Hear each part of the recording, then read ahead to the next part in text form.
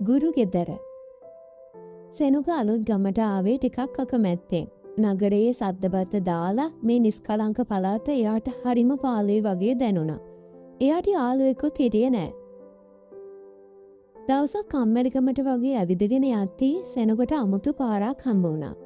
ඒ පාර දිගේ ගියාම එයා දැක්කේ ලස්සන මල් වවපු ලොකු ගස් වලින් පිරුණු පුදුම ගෙයක්. ඇතුලෙන් මිහි සංගීතයක් ඇහුණා.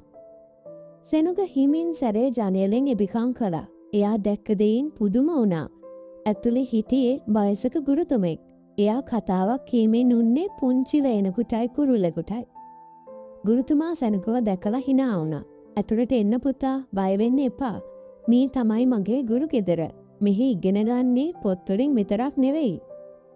සිරිල් ගුරුතුමා සෙනුගව වත්තට එක්කගෙන ගියා. අපේ පළවෙනි ගුරුවර තමයි මේ ගස්. ගුරුතුමා කිව්වා. බලන්න මේ ලොකු ගහ කිසිම දෙයක් බලාපොරොත්තු නොවී හැමෝටම හෙවන දෙන හැටි. ඊළඟට යාලා ගියේ වත්ත පහලින් ගලාගෙන යන දුර පාර ළඟට. මේ වතුර අපිට උගන්වන්නේ මොන බාධක ආවත් නොනවති ඉස්සරහටම යන්න. ගුරුතුමා සෙනුකට පෙන්නුවා. ගුරුතුමා සෙනුකට කූඹි පෙළියක් පෙන්නුවා. බලන්න මේ පුංචි කූඹින් එකතු වෙලා වැඩ කරන හැටි. එකමුතුකම කොච්චර වටිනවද කියලා එයාලා අපිට කියනවා.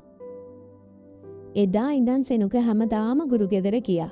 එයා හුළඟේ සින්දු අහන්න, කුරුල්ලන්ගේ භාෂාව තේරුම් ගන්න, පිපෙන මලක ලස්සන විඳින්න ඉගෙන ගත්තා.